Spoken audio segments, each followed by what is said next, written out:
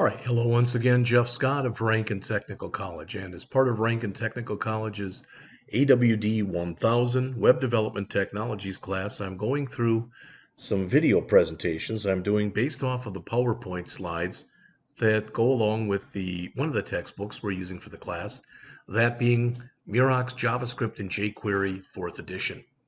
I've gone through all of section 1. I'm not going to read them to you. You can see them right there. And it brings us to section 2. So that's the last one I'm going to do today. I hope is tomorrow I can do 9 through 16. And then as I get time in the next few days, because these I'm going to spend a lot more time on, because this is more advanced stuff. All right. In fact, some of the stuff in here I'll probably end up spending more time on as well. But I'd like to kind of plow through the jQuery stuff, not in a hurry, but as I've said, as vanilla JavaScript has gotten more and more powerful, the need for jQuery has dwindled somewhat. All right, so we will go through it. I probably have already shown this, if not in here in some other class, but the main website for this is jquery.com, ugly site. All right, you can download jQuery from right here. You can do it in two forms, and you can actually do it more than this, but you can use the compressed version, which basically minifies and removes all unnecessary white space. You can use the uncompressed version, which is kind of what you'd think it would be. And if you don't want to do those, you can find a CDN, which is a content delivery network. And if you use a content delivery network, then basically what you end up doing is you end up grabbing it. Well, it's not shown here. I thought it would be. But you end up showing it. Let's see.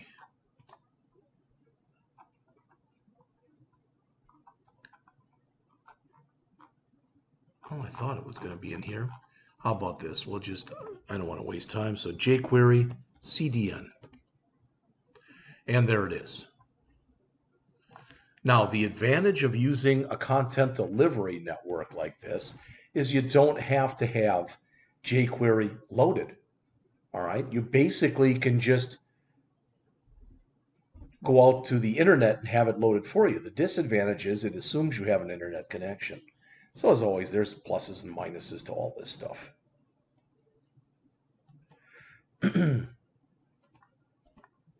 So let's get off to a fast start with jQuery. Some of it I've already, I think, given you.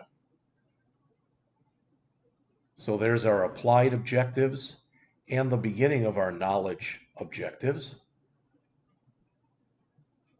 The rest of our knowledge objectives. And the jQuery website. I've already mentioned this to you. One thing I didn't say, and I'll say this quickly, it's probably going to be in these slides as well, but I just want to mention it to you.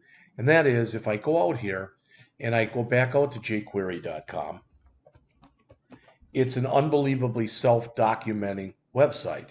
And what I mean is, if I come down to here and I go to jQuery core API documentation, here's all the jQuery methods that are available to me. So if I grabbed one, let's just grab first. All right.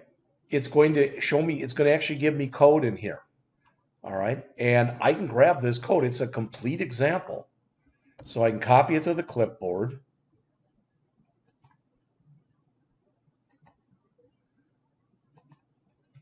I'm just going to throw this onto the desktop. And I'm going to call it jquery.html.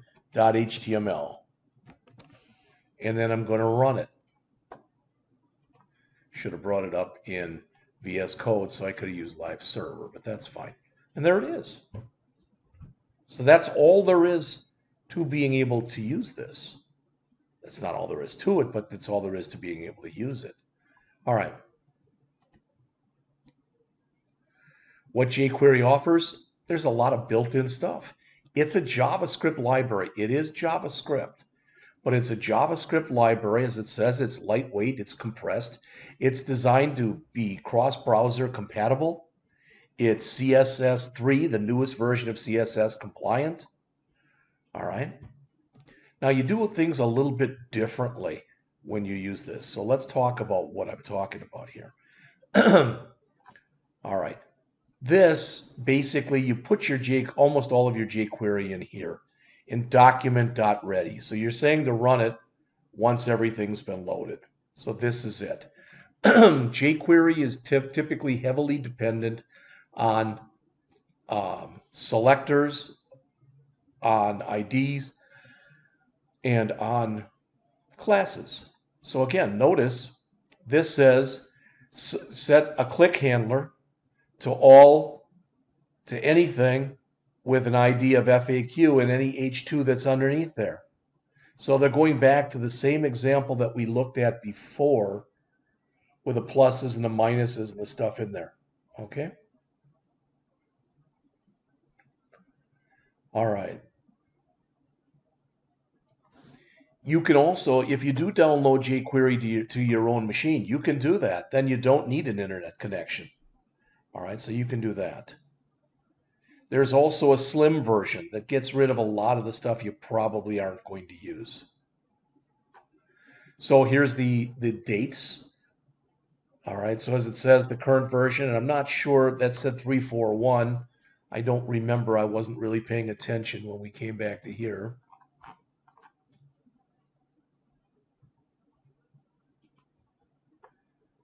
360. So, okay.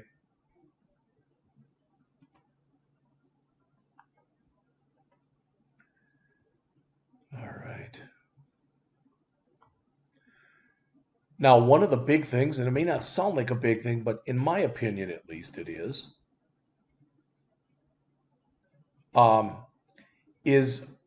one of the things that changed, unless I'm wrong here, because this is what I'd heard at least, so I'm going to quickly look, is that Bootstrap, which is basically a framework for creating websites, and it just recently Bootstrap has come out with Bootstrap 5. And Bootstrap 5, no more jQuery. That's what I'd heard.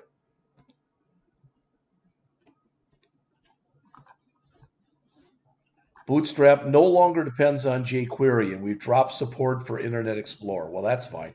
But the key thing is, no longer depends on jQuery. And a lot of people use Bootstrap. So a lot of people, I guess if you tell them they don't have to do something, all right, are probably not going to want it to do it. All right, so there's what I mentioned before. You use the $ and the selector. The $ is short for jQuery, for lack of better words.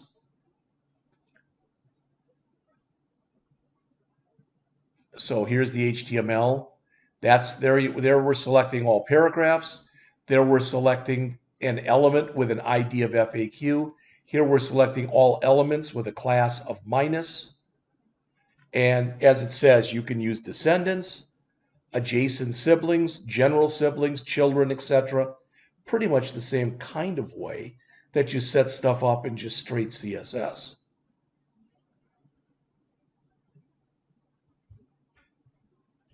Multiple selectors. All right. So as it says, there's the syntax for actually calling a jQuery method. Whatever your selector is, dot, whatever the name is, and then any possible parameters. So some of the methods that you'd be most often would want to use are shown here. Not all of them, but a lot of them. All right. So what's really nice about this is that, as you'd probably guess, all right, there are a lot of examples right here. So what is this? This says basically go to the ID of the thing that's got an ID of gallons in it, all right, and grab its value. So since it's on the right-hand side, you're getting its value. And here, since it's not an equal sign, you are setting its value. Here you're setting the text, and that's in that text for the that had the asterisk by it to tell you something is required. You can chain with this. So dot this, etc. One of the things that's made this popular. All right, and there's a few more things that are shown in here as well. As it says, two common jQuery event methods are the ready method. Notice again, I already mentioned this. The event handler runs when the DOM is ready. And the click handler, as it says, the event handler runs when the selected element is clicked.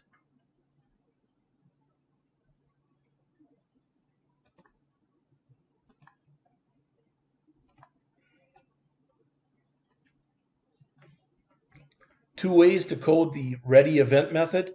The funny thing is, I guess, yeah, this is fairly new, and they both are using the arrow syntax, but I've always just done it this way. All right, because here it says it's assumed.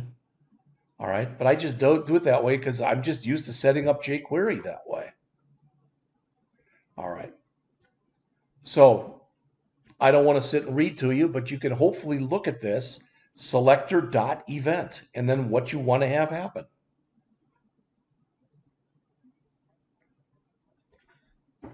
So we talked CDN or Content Delivery Network. We talked about selectors, methods, object chaining, and the event method. So they're going to go back. One thing, like it or not like it, about this book, and really about a lot of Bureau books, period, is they're very consistent, and they like to kind of throw the same type of thing at you and just show you different ways of doing it. So this user interface you've seen before. Notice we now have a clear form in here, a clear form button.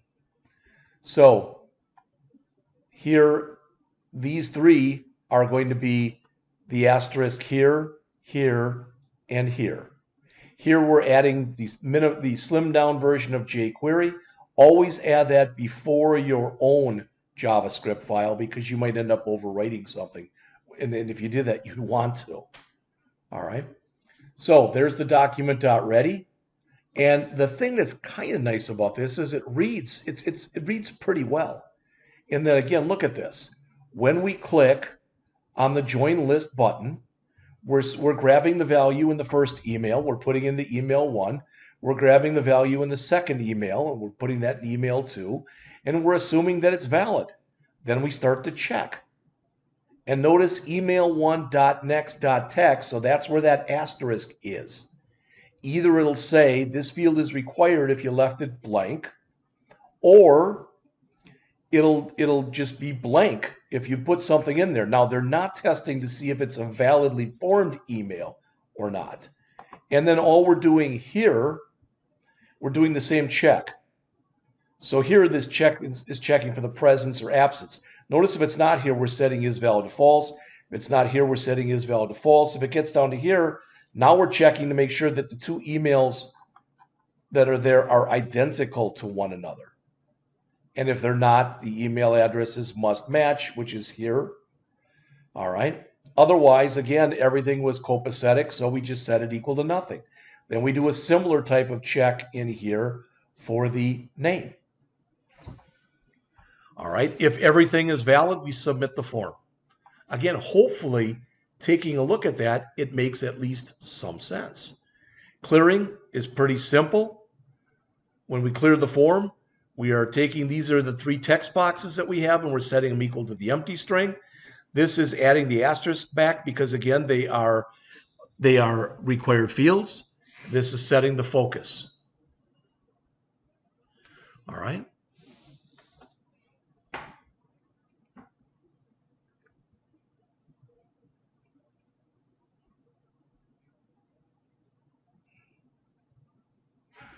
Okay, a summary of some of the most useful jQuery selectors. And you can see them there.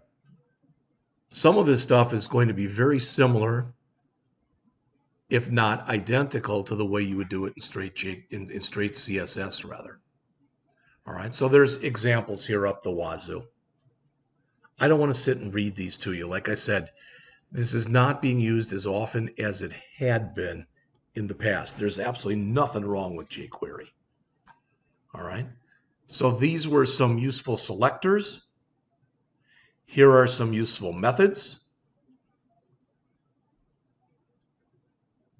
And more examples. Notice there's a lot. There's toggling stuff. You can, turning on and turning it off, etc. Here's some event methods. Click and ready are going to be two of the ones you're going to use quite a bit. All right. Property and a method of the event object. We've looked at these before with the stuff that we dealt with earlier. All right. Prevent default. You should by now have a pretty good idea of what that means.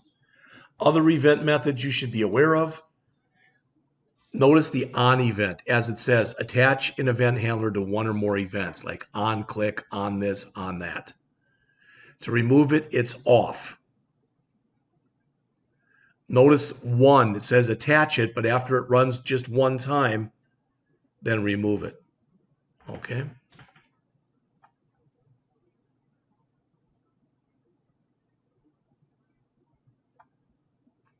And again, there's just example after example in here. I'm going to look, and it's going to depend on how much time we have. I'm more concerned with us going through the first 7 chapters, and then chapters 11 to 15. And if there's more time left, I'd rather go into 16, 17, and 18 than discuss this. Okay.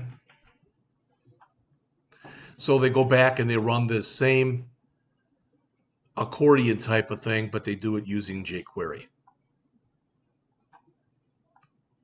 And here's the jQuery for it.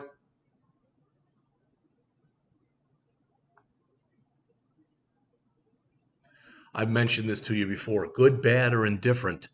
There's always a plethora of different ways of doing the same thing in here, and you've kind of got to go look through it and see which one you think is the best and use that way.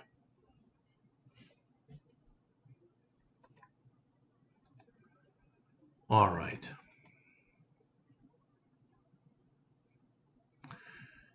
There's an image swap, so they go back and they redo that one using jQuery.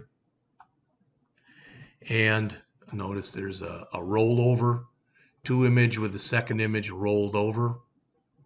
All right. And that's pretty much it. So, like I said, I'm not spending a lot of time on this, and that's a very conscious decision I'm making. So in the next chapter that we will go through, and I'm not going to go through that till tomorrow, I've had enough for today, in chapter 9, how to use effects in animation. This is one place I do think where jQuery kind of shines. Okay, so I'll be back with that soon.